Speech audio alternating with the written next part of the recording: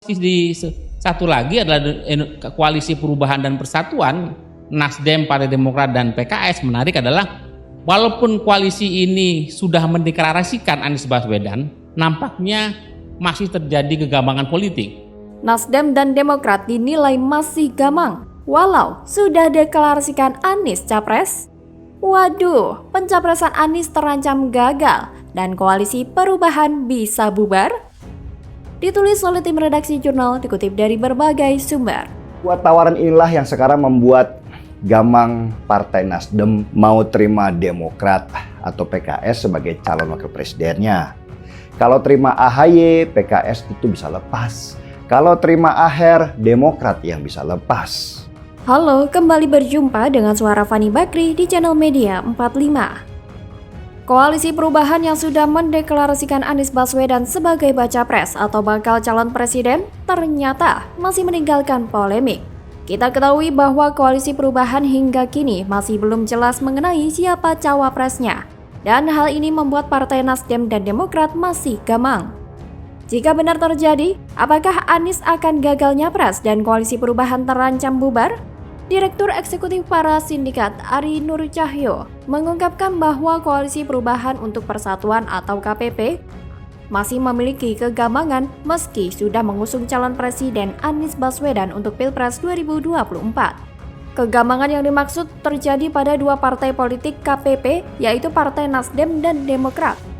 Nampaknya, walau koalisi ini sudah deklarasikan Anies Baswedan, nampaknya masih terjadi kegambangan politik, terutama terjadi pada Partai Nasdem dan Partai Demokrat. Kata Ari dalam diskusi bertajuk, Koalisi Besar Untuk Siapa? Ganjar atau Prabowo? Atau pada Jumat 14 April 2023. Ari kemudian menjelaskan mengapa Nasdem masih terlihat gambang meski sudah mendeklarasikan Anies dan membentuk KPP. Pertama, Nasdem dianggap mewarisi karakter politik dari Partai Golkar yang lama dikenal publik sebagai partai pemenang pemilu dan partai penguasa. Sehingga pertimbangan Nasdem adalah ketika dia mengusung Anies Baswedan, apakah betul Anies bisa memenangkan pertarungan 2024? Jadi, pertimbangannya menang kalah. Jadi, masih ada keraguan. Kedua, masih ada daya tarik-menarik status hukum Menkominfo Johnny G. Plate yang merupakan sekjen Partai Nasdem.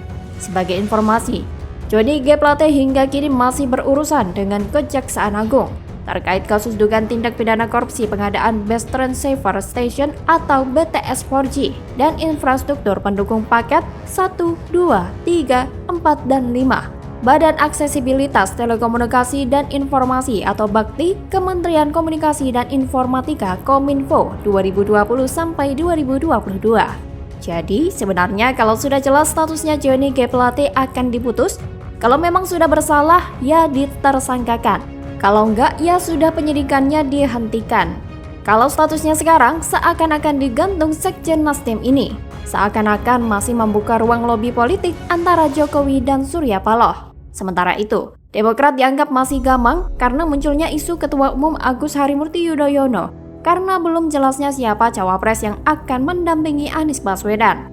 Karena kita ketahui bahwa Demokrat terlihat ngotot untuk menjadikan AHY sebagai cawapres Anies. Akan tetapi, Nasdem dan PKS tidak setuju dengan hal tersebut, dengan berdalih Anies sendiri yang akan memilih cawapresnya. Faktor berikutnya, Demokrat kini diterpa kabar bakal balas dendamnya Anas Urbaningrum pasca bebas dari kurungan penjara. Menurut Ari, Anas bisa saja melakukan pembalasan politik kepada Demokrat yang dulu merupakan partai politiknya. Karena Anas ini punya banyak tangan dan punya banyak mulut yang bisa digunakan menggoyang Partai Demokrat lewat Anas Urbaningrum. Ditambah lagi, adanya keinginan peninjauan kembali atau PK dari Muldoko terkait kepengurusan Partai Demokrat yang dipimpin AHY. Hal ini menjadikan posisi Partai Demokrat semakin terancam. Sebenarnya bukan hanya Demokrat, Nasdem juga. Jadi meskipun Anies sudah dideklarasikan sebagai capres, posisinya masih tidak aman. Upaya Nasdem dan Demokrat untuk hengkang dari koalisi perubahan masih terbilang besar kemungkinannya. Dan bisa jadi Anies kali ini akan benar-benar gagal maju nyapres. Dan ini terbukti. Kalau nasib pencapresan Anies memang di ujung tanduk, maju mentok, mundur ketiban malu. Tapi rasanya pun menyenangkan sekali mendengar kabar batalnya Anies nyapres. Sebab ini adalah berita besar bagi mereka yang selama ini sudah kesal selama 5 tahun diperdaya Anies lewat janji-janji politiknya. Dendamnya dibayar tuntas jika melihat Nasdem dan Demokratlah yang mengkhianati Anies sendiri. Maka bisa kita lihat betapa berliku-likunya jalan Anies menuju kursi RI 1 yang didaulat Anies sebagai mimpi terbesarnya. Kini malah mulai pudar ditenggelamkan koalisinya sendiri. Inilah yang dinamakan sakit tapi tak berdarah, yang dulu diagung-agungkan Nasdem dan dijanjikan bakal melenggang jadi nomor 1 di bangsa ini. Nyatanya malah dikhianati. Sakit atuh Nis. Bagaimana kalau menurut Anda?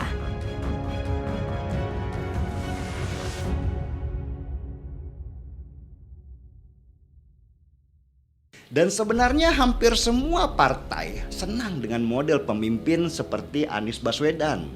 Partai lo ya, bukan rakyat. Menghadap Surya Paloh usai safari politik, akhirnya terkuak Anies hanya dijadikan boneka oligarki. Ditulis oleh tim redaksi jurnal dikutip dari berbagai sumber. Tapi tadi di ruangan kita ngobrol, kita berdiskusi, saya menyaksikan dari dekat pribadi-pribadi yang tak bergeming. Halo, kembali berjumpa dengan suara Fani Bakri di channel Media 45. Pegiat media sosial Yusuf Dumdum kembali melontarkan sindiran pedas kepada bakal calon presiden dari Koalisi Perubahan yang dimotori Nasdem, Anies Baswedan. Melalui cuitan di akun Twitter miliknya, Yusuf mengunggah hasil tangkapan layar artikel berita berjudul Anies temui Surya Paloh di kantor Nasdem. Lapor hasil keliling Jabar. Menurut Yusuf bahwa mantan Gubernur DKI Jakarta itu telah berbohong. Pengakuan Anies sebagai petugas rakyat kepada Surya Paloh adalah tidak benar. Dia pun terang-terangan menyebut Anies sebagai boneka oligarki yang menjalankan perintah para elit partai pengusungnya. Sementara itu, Anies Baswedan diketahui sempat bertemu dengan Ketua Umum Partai Nasdem, Surya Paloh, pada Selasa 22 Mei 2023 lalu. Pertemuan itu berlangsung setelah Anies melakukan kunjungan ke daerah di Jawa Barat.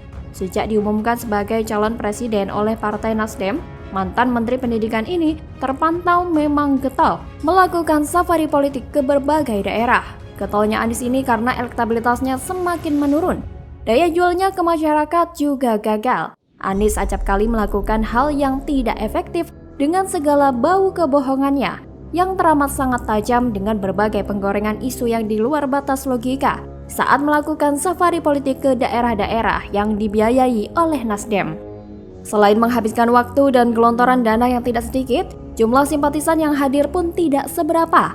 Tidaklah heran, pengaruh Anies tidak signifikan bagi Nasdem karena melawan banyak kepentingan, termasuk namun tidak terbatas, melakukan kegiatan politik ilegal selama ini. Posisi Anies Baswedan sejak awal memang lemah. Anies secara teknis terlihat tidak mampu memimpin Jakarta ketika dia jadi gubernur DKI. Hanya kelemahannya Anies itu dilihat oleh beberapa partai sebagai keuntungan. Karena dengan begitu, Anies bisa menjadi boneka untuk disetir untuk kepentingan bisnis para oligarki. Akhirnya, yang dilakukan Anies Baswedan sekarang itu hanyalah nyentil-nyentil Jokowi supaya namanya ikut terkerek naik. Dengan menyentil program infrastruktur Jokowi, meski dengan data yang salah, Anies itu berharap semua ini akan jadi polemik dan menaikkan nama dia. Anies memang hanya bisa memainkan narasi dengan gaya tidak bersalah. Dia mencoba memainkan konflik supaya bisa terus-menerus menjadi polemik. Dia melihat itu sebagai sebuah senjata yang dulu memenangkan dia ketika kampanye Pilgub dengan memainkan emosional pendukungnya, bukan rasional. Anies itu nggak punya gagasan apapun. Dia hanya memainkan peran sebagai pengkritik dan memunculkan nama baru dari program yang sudah dibangun oleh lawan politiknya.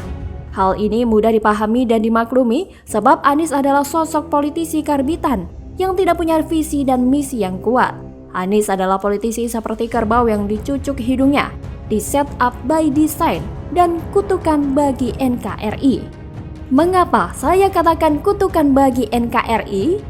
Karena Anies penuh dengan tipu daya yang dibalut dengan segala topeng kebohongan, kemunafikan, dan ketamakan. Indonesia adalah bangsa yang besar yang tidak akan pernah lupa dan tidak akan pernah memaafkan semua perbuatan dan dosa besar Anies di masa lalu. Majas ironinya, saking sedemikian sibuk berkeliling sana-sini, Melobi sana-sini, melakukan pendekatan sana-sini, tapi hasilnya tidak ada kesepakatan yang signifikan untuk memastikan tiket pencapresannya. Yang ada sekarang, Anies hanya menjadi umpan untuk dimanfaatkan para oligarki agar bisa menyenangkan tuannya. Bagaimana kalau menurut Anda? Menghadap Surya Paloh usai safari politik, akhirnya terkuak Anies hanya dijadikan boneka oligarki. Ditulis oleh tim redaksi jurnal dikutip dari berbagai sumber. Halo, kembali berjumpa dengan suara Fani Bakri di channel Media 45.